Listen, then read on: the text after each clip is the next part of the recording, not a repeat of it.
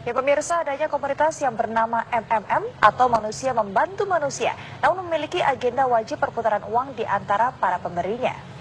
Iya, menolak dikatakan sebagai investasi gaya baru, permainan keuangan atau arisan berantai, walau faktanya memberikan keuntungan 30% dari modal awal. Ya kira-kira seperti apa MMM ini dan bagaimana pemerintah menyikapinya, kita lihat.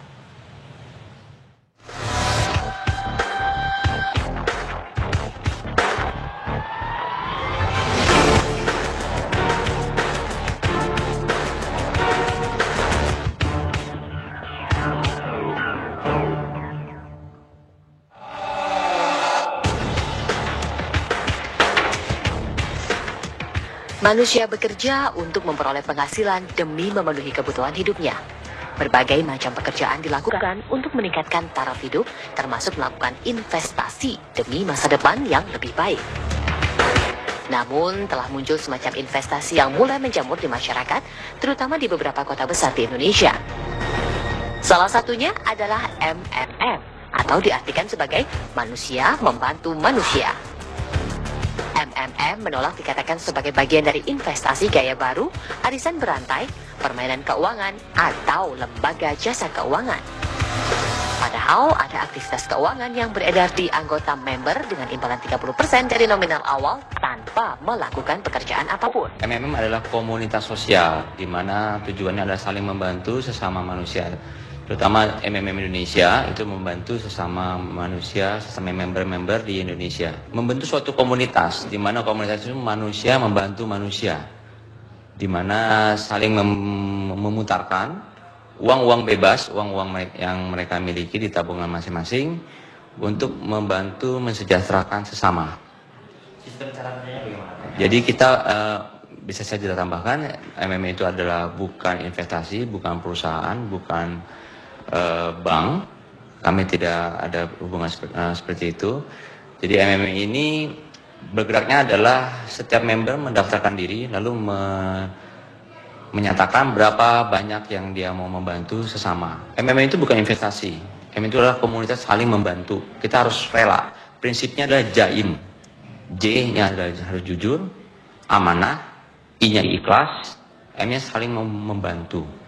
Jadi kita merelakan uang kita untuk diberikan kepada orang lain tanpa jaminan apapun. Nah, namun dari sistem memberikan suatu reward karena kita sudah mengikuti MMM ini, diberikan reward 30%. Jadi kembali lagi bahwa 30% itu bukan seperti investasi. Jadi inilah hadiah. Hadiah yang diberikan karena kita sudah bergabung di dalam sistem. Menggiurkan, namun patut dicermati dan Anda patut waspada. Pemerintah ternyata sudah mengendus keberadaan MMM yang didirikan sejak November 2012 lalu, namun tidak bisa berbuat banyak. MMM terbukti tidak terdaftar dalam lembaga jasa keuangan alias tidak berpayung hukum untuk melindungi anggota komunitasnya dari penyalahgunaan keuangan. Dia tidak mendapatkan izin dari OJK, dia bukan lembaga jasa keuangan, jadi memang harus hati-hati, apalagi kan salah satu ciri-cirinya adalah memberikan imbal hasil yang di luar kewajaran ya, karena kalau tidak salah itu sampai dengan 30% per bulan, luar biasa tingginya kan. Sekarang yang kita lakukan adalah menghimbau kepada masyarakat supaya hati-hati. Walau baru berdiri seumur jagung dari November 2012, namun MMM mengaku memiliki member 3 juta anggota di tubuh komunitasnya. Diduga keuntungan sebanyak 30% dari dana awal yang disalurkan member akan terakumulasi sebulan sesudahnya menjadi daya tarik member berada dalam komunitas MMM. Pemerintah meminta masyarakat waspada terhadap investasi dalam bentuk apapun, termasuk keberadaan MMM. Hingga saat ini, Otoritas Jasa Keuangan milik pemerintah telah menerima 126 informasi, aduan, dan pertanyaan masyarakat perihal keberadaan MMM. Mengingatkan kepada masyarakat, kalau ada tawaran itu harus ditanyakan dulu apa punya izin atau tidak. Kalau izinnya itu bukan dari OJK, berarti itu bukan lembaga jasa keuangan dan harus berhati-hati karena berarti tidak ada yang mengatur dan tidak ada yang mengawasi produknya. Nah, ini harus, karena sudah banyak sekali korban dari kegiatan semacam ini. Kita di Financial Customer Care, di kontak center kita itu sudah terima laporan ya yang mengenai kegiatan seperti ini nih tadi yang di internet itu udah 126 berupa informasi, pertanyaan maupun aduan. Jadi kalau pertanyaan itu mereka menanyakan ini sah atau tidak dan apa dapat izin dari OJK atau tidak. Memang sudah seyogyanya manusia dituntut untuk bisa memenuhi kebutuhan hidupnya melalui bekerja.